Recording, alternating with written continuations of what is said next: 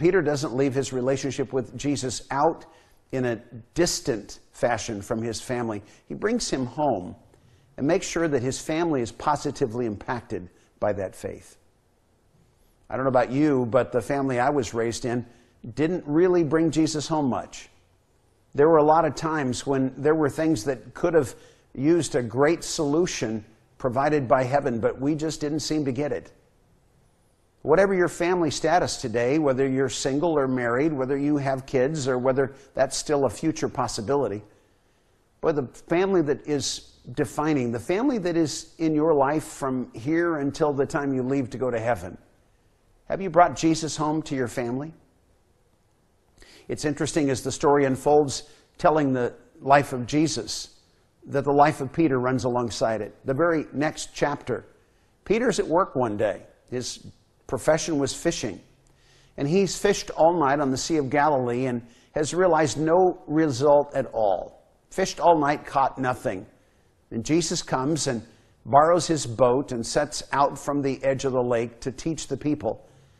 And when he finishes, it's late morning, it's noon, and he comes back and suggests to Peter that he ought to go and set his boat up in the middle of the lake and drop the nets and catch a bunch of fish. That was completely unreasonable if you were a fisherman on the Sea of Galilee. They fished the Sea of Galilee in the night hours, not the daytime hours. The fish would come up in the shallows to feed, and they would drag the nets in the shallows in the dark, and they'd catch the fish there. That lake is 150 feet deep at the center, and it just put the fish out of reach of their nets.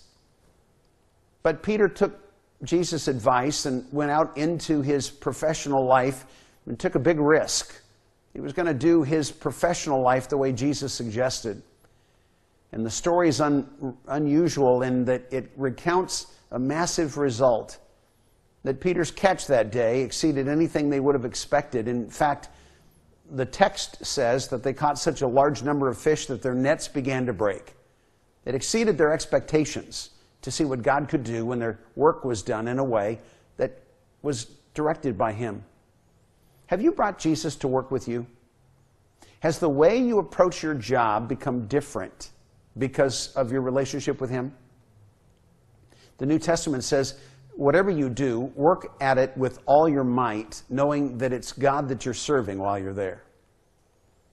For some Christians, that means that they have to re-examine their professional life and ask if they can really do what they do for a living in a way that honors God. Is the profession that they pursue one that advances healthy and righteous and positive human outcome? Or is it something that plays to the dark side? And then as you go about it on a daily basis, is satisfying a customer the highest level of performance? Or is satisfying God's expectations an even greater challenge? I found in my business life that meeting God's expectations were way beyond the limitations that my customers expected. That his standards were greater than mine, and mine were greater than my customers'. And that if I could satisfy God's expectations, there was no problem satisfying my customers. You may have that mindset as you go to work every day. If not, you need to probably learn what Peter learned, and that was that your work done in a way that follows God's direction is the best way you could ever do it.